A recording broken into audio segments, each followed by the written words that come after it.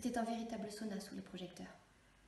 La dizaine de spectateurs, sur la soixantaine que pouvait accueillir la petite salle au plafond bas, applaudit mollement, tandis que les 4 comédiens, dont Diane, trempés, ruisselants de sueur et de maquillage, saluaient en souriant.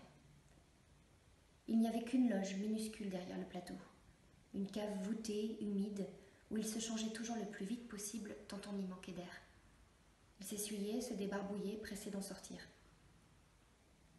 Combien ce soir ? 10. Même pas, 9. Ah bordel, ça nous rembourse même pas la loc. Et toi qui croyais que ça ferait un bon spectacle d'été ? Bah, t'y croyais pas toi ? Alors pourquoi t'as voulu jouer ? Si, j'y croyais.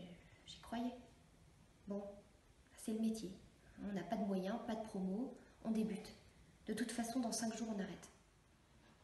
Elle sortit de cette cave qu'un exploiteur, c'est ce qu'elle pensait, appelait scandaleusement théâtre et louait bien trop cher à des pauvres comédiens en mal d'existence. Elle était lucide, elle avait toujours été lucide, croyait-elle.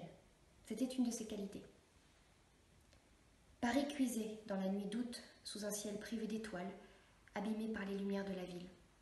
Diane transpirait dans sa robe d'été, pourtant courte et légère. Elle se frayait un chemin dans les rues joyeusement encombrées du quartier latin, où les terrasses des cafés retentissaient de bruits de verre et de vaisselle, de musique, de voix et de rires. Elle devait se rendre à Bastille. Elle choisit d'y aller à pied. En une demi-heure, elle y serait. Elle marchait vite dans ses sandales en liège à talons épais qui lui donnaient la sensation de rebondir sur les carreaux des trottoirs. Sur le pont Saint-Michel, 2 jeunes hommes, dont un en Bermuda clair, avec de gros mollets et des bras velus, sifflèrent à son passage. Elle fit mine de les ignorer, mais devinait leurs yeux aimantés dans son dos, sur ses fesses, sur ses cuisses, et s'efforçait de marcher en contrôlant son déhanchement naturel. 2 porcs encore. Il me trouve belle. Pouvoir de sa beauté. Elle le savait, elle était lucide.